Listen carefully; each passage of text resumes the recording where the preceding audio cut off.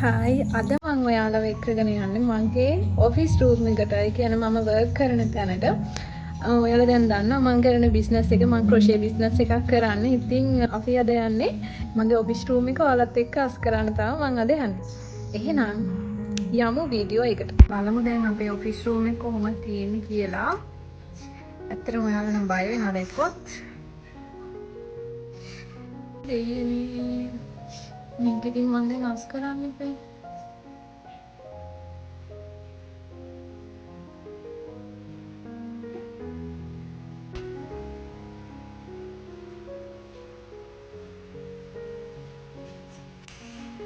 තියෙන්නේ මං ගොතන නෝල්නේ පාට මං හෙන්නවා මේ දැක්කනේ සූතිරිය වැඩේ ඊයේ උදේ මේ වැඩේ කරලා තියෙන්නේ.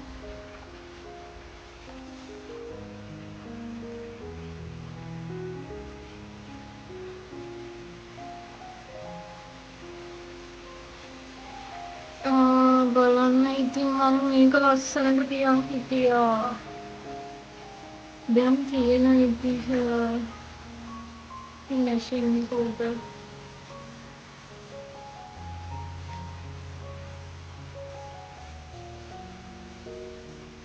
මේ තියෙන මගේ ඔෆිස් ටේබල් එක.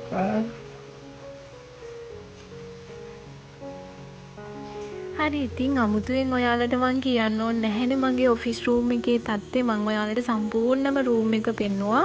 තියෙන තත්ත්වය ඇත්තටම කිව්වොත් මේක තනිකර පිස්සු ගුහාවක් වෙලා තියෙන්නේ.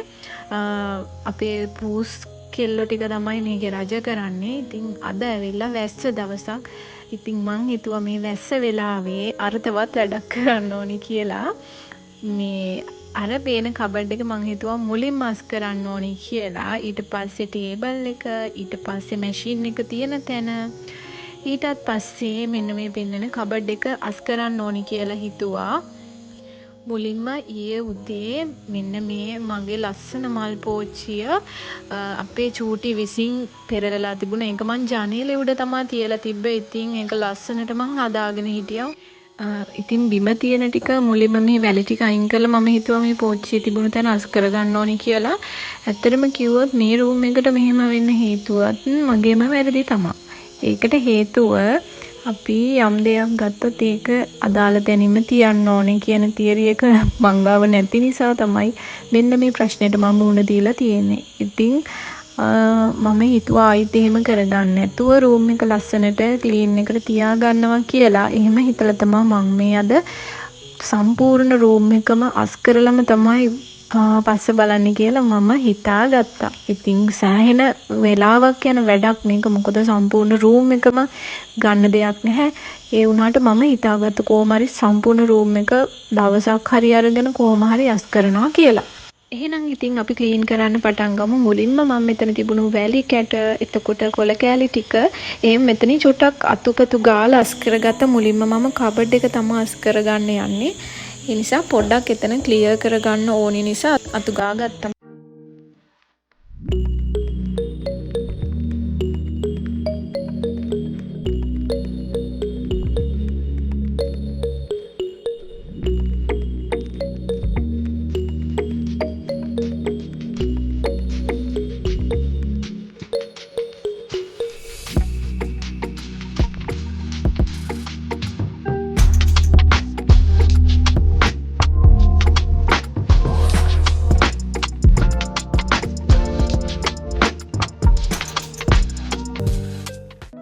බිම චුට්ටක් අතුපතු ගාලා ක්ලීන් කරගත්තම ඊට පස්සේ පැදුරක් එලා ගත්තා.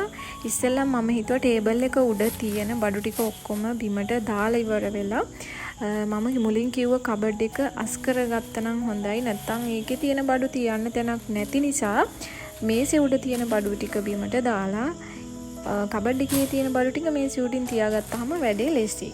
පේනවනේ ඉතින් නූල් බෝලයක පැටලුණා කියලා කියන්නේ නිකන් නෙවෙයිනේ. නූල් බෝල ගොඩක් එකට පැටලිලා මට ඇත්තටම මල පැන්නා. ඉතින් මං හිතුවා ඔක්කොම එකට බිමට ඇදලා දැම්මා. කරන්න දෙන්නේ පස්සේ මේ ටික බේර ගන්නවා.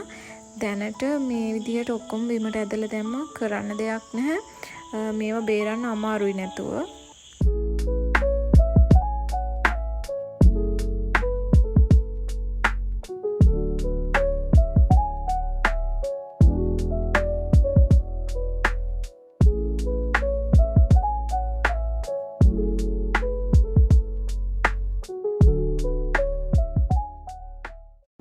මේ වෙලාවේ නම් මට හොඳටම කේන්ති ගිහිල්ලා හිටියේ මේව කොහොමද මෙච්චර හැඩි උනේ කියලා මාත් එක්කම කේන්තියෙන් තමයි හිටියේ. ඒ නිසා මේ බිම පැදුරක් දාලානේ තිබ්බේ. ඒ නිසා මේ විදිහට මම බිමට පෙරළුවා. දැන් මේසේ ක්ලියර් කරගත්තා. මොකද මට නැත්තම් කබඩ් එකේ තියෙන බඩු ටික තියාගන්න තැනක් නැති වෙනවා. පේනවනේ ඉතින් තියෙන නූල් ගොඩ. දැන් තියෙන්නේ මෙන්න මේ රැක් එක අස් කරගන්න. මුලින් මේකේ තියෙන බඩු ටික ඔක්කොම අයින් කරගන්න. මම මේ දැන් අයින් කරන බෝතල් වල තියෙන්නේ බෑග් ගොතන්න පාවිච්චි කරන ඇක්සසරි.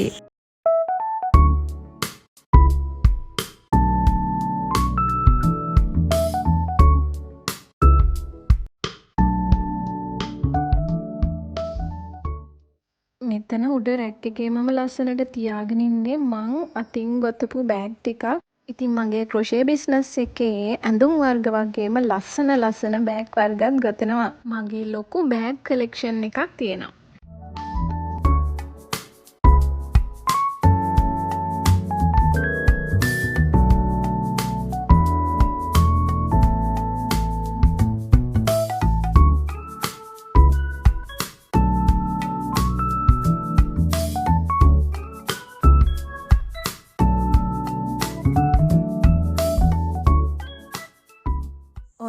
දැන් රැක් එකේ තිබුණු සියලුම බඩු මුලින් අයින් කරගත්තා. දූවිලි ගොඩාක් තිබුණා.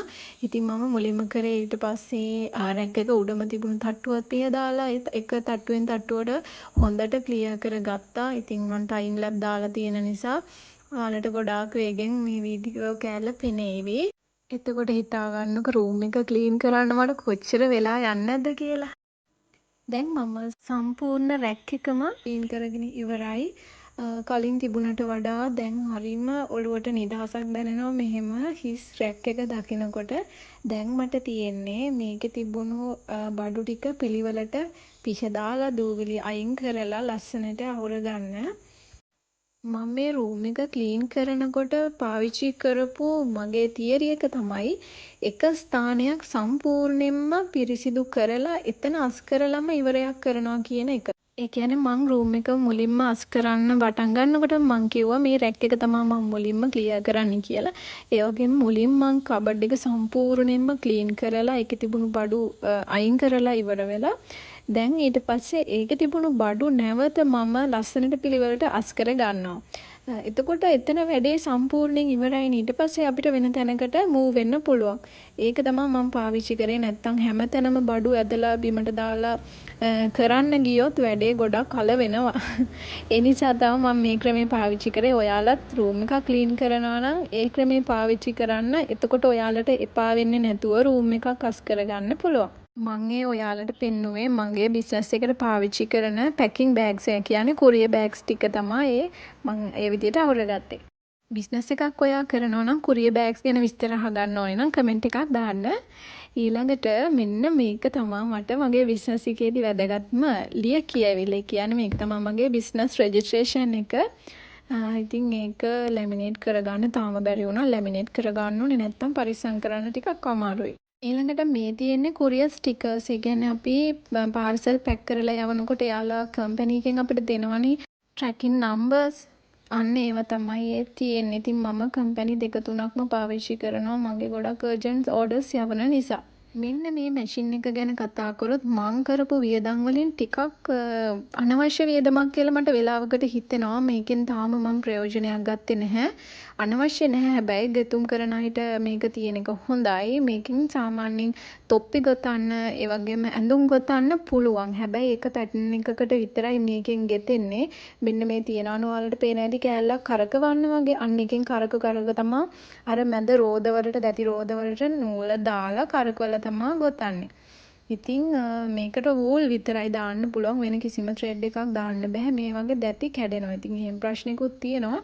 ඉතින් මට තාම මේකෙන් ප්‍රයෝජනයක් නම් ගන්න බැරි වුණා. ලස්සනට තියාගෙන ඉන්නවා. මේකට මම ගන්නකොට සාමාන්‍ය රුපියල් 15000ක් විතර වුණා.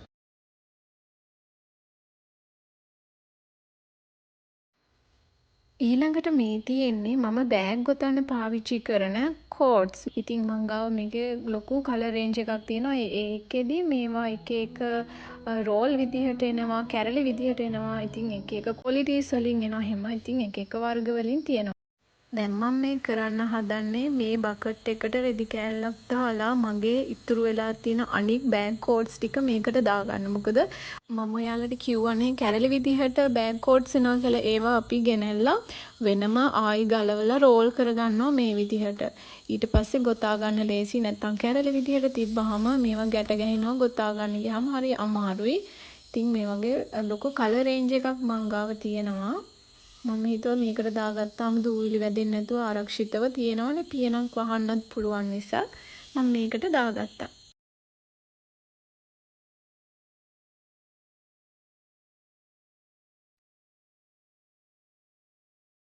ඊළඟට මම අස් කරන්න යන්නේ මෙන්න මේ කබඩ් එක.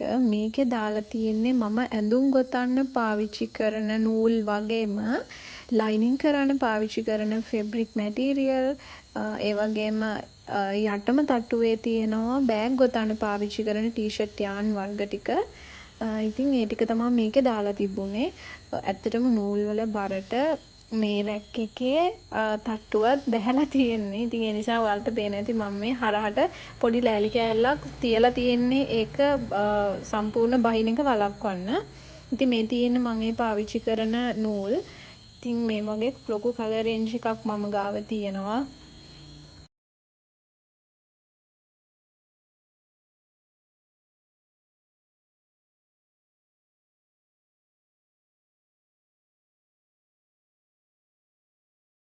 මේක දැක්කහම තමයි මට හිතුණේ මේ කාමරේ මං කොච්චර අනවශ්‍ය දේවල් ගොඩ ගහගෙන හිටියද කියලා. ඉතින් මම අත්‍යවශ්‍යම දේවල් ටික විතරක් ගබඩා කරලා අනිත් ටික ඔක්කොම අයින් කරන්න කියලා හිතුවා.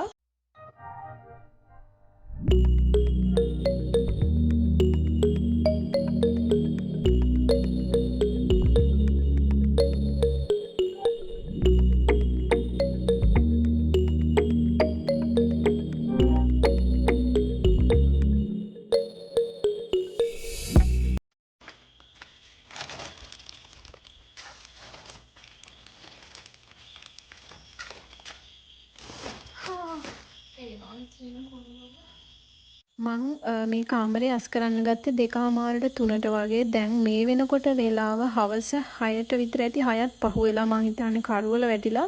හැබැයි මට ඒත් මේ කාමරේ බාගෙට තියලා මට වෙන වැඩක් කරන්න හිත දුන්නේ නැහැ.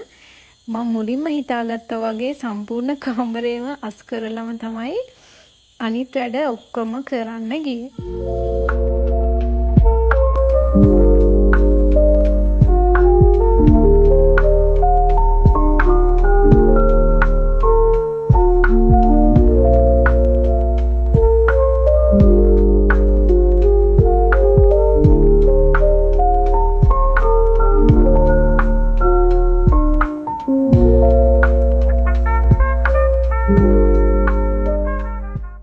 මේ කාමරේ කෝනස් 3ක විතරයි බඩු අහුරලා තිබුණේ. ඉතින් ඒ කෝනස් 3ම මං අහුරගෙන ඉවරයි. ඊට පස්සේ තිබුණේ බිම තියෙන අනම්මනම් කොළ කෑලි ටික අතු ගාලා ඒ කුණු ටික පුච්චන්න තමයි. මං ගාව අවුරුදු ගාණක්ම පාවිච්චි කරන්නේ නැති වූල් ගොඩාක් තිබුණා. ඉතින් ඒ වගේ ප්‍රයෝජනයක් ගන්නේ නැති නිසා මං ඒ ටිකත් පුච්චන්න ඕනි කියලා හිතුවා. ඉතින් ඒක වෙන කෙනෙකුට දෙන්නත් බෑ. ගොඩක් පරණයි දිරලා වගේ. ඒ නිසා ඉතින් රෑම මම කුණු ටිකක් පුච්චලා දැම්මා මේ දවස්වල වහින නිසා. ඉතින් සම්පූර්ණ කාමරය යස් කරලා ඉවර වෙද්දි ගොඩාක් රෑ වුණා. ඉතින් ඒ නිසා මම හිතුවා ඔයාලට පහුවදාට ඉතුරු ටික වීඩියෝ එක අරගෙන එන්න ඕනි කියලා. රෑට ලස්සනට පේන්නේ නැහැ. ඉතින් ඒ නිසා එහෙනම් අපි බලමු මගේ කාමරේ පිස්සන් කොටුවක් වෙලානේ තිබ්බේ. කොහොමද මම ඒක ලස්සනට අහුර ගත්තේ කියලා. එන්න මාත් එක්ක බලන්න යන්න අපේ ඔෆිස් රූම් එක. නීල නයන කරකා මාව මකර බලන සොබනා මුනිවත රකිනා හබලකි වැව සෙඹෙනා ධාලෙට දිය පිඳිනා සොබනා මුනිවත රකිනා සොබනා ඔරුවක මල් පුරවා මල් කුමරුට පිටුපා ඇතුනා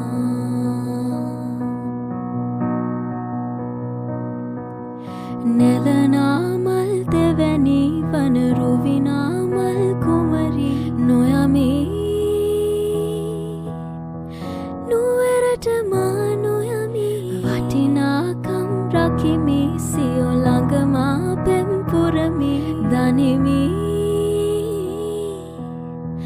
පෙරත් බවහුරු දනිමි. එහෙනම් මං අදට ගිහිල්ලා එන්නම්. මේ තමයි මගේ ඔෆිස් රූම් මේකෝවර් එක. මං හිතනවා ඔයාලට මගේ මේ වීඩියෝ එකෙන් පුංචි හරි දෙයක් ඔයාලගේ එදිනදා ජීවිතේට ගන්න ලැබෙන්නේ නැති කියලා. අපේ වැරදි පුරුදු නිසා අපිට සිදුවෙන අපහසුතා වගේ දේවල්. ඉතින් ආයෙත් ලස්සන වීඩියෝ එකක් අරන් එනකම් මාත් එක්ක රැඳිලා ඉන්න කියලා ආදරෙන් ඉල්ලනවා. ඒ වගේම තාමත් මගේ channel එක ඔයාලා subscribe කරලා නැත්නම් subscribe කරන්න කියලා ආදරෙන් මතක් කරනවා. Bye and see you again.